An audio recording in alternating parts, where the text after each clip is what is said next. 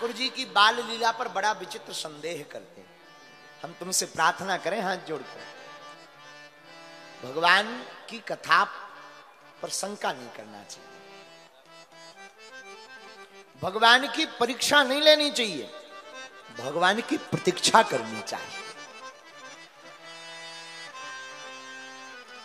महाराज रामचरितमानस में सूर्पनखा गई थी ठाकुर जी के पास परीक्षा लेने, राम जी के पास, रघुनाथ जी के पास। का भया था, नाक कान कट गए थे।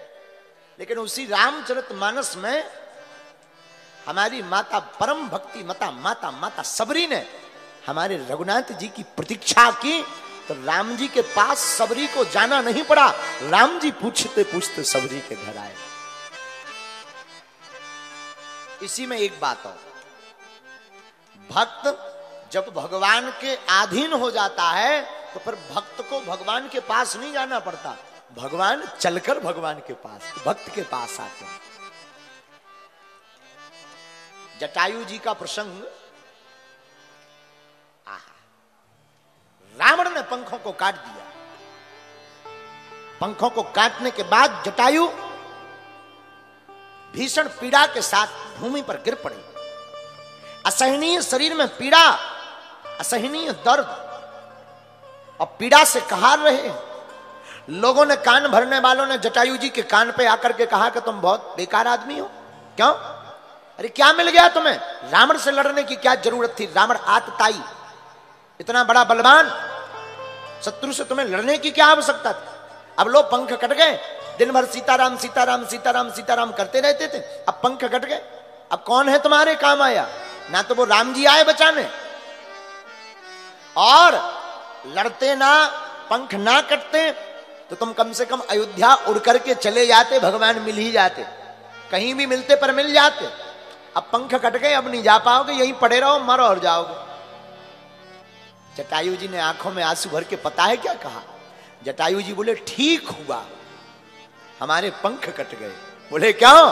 बोले पंख रहते तो हमें राम जी के पास जाना पड़ता, अब पंख कट गए तो राम जी को हमारे पास आना पड़ेगा। ये हमारे और आपके लिए शिक्षा है माई बाप। गुरुदेव के शरण में, परमात्मा के शरण में जाओ तो साधन की व्यवस्था की बात नहीं। अगर तुम साधन पर निर्भर रहोगे तो तुम्हें साधन से संपन्न होकर परमात्मा के द्वार पर चलना पड़ेगा, लेकिन अगर तुम साधना पर निर्भर रहोगे तो फिर तुम्हें कहीं जाने की जरूरत नहीं है, पूछते पूछते राम तुम्हारे घर आए। माता सबरी आहा प्रतीक्षा करती हैं, भगवान की परीक्षा नहीं लेते।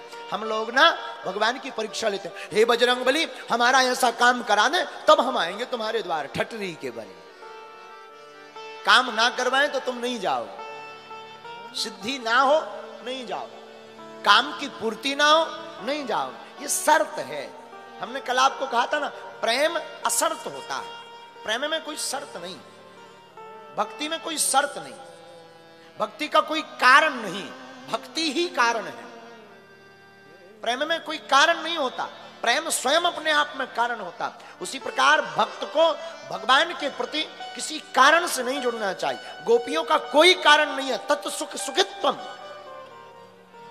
गोपियों का एक ही कारण है, सिर्फ एक। गोपियां कहती मुझे कुछ नहीं चाहिए, जिसमें तेरी रजा है बस उसी में मुझे मौज है।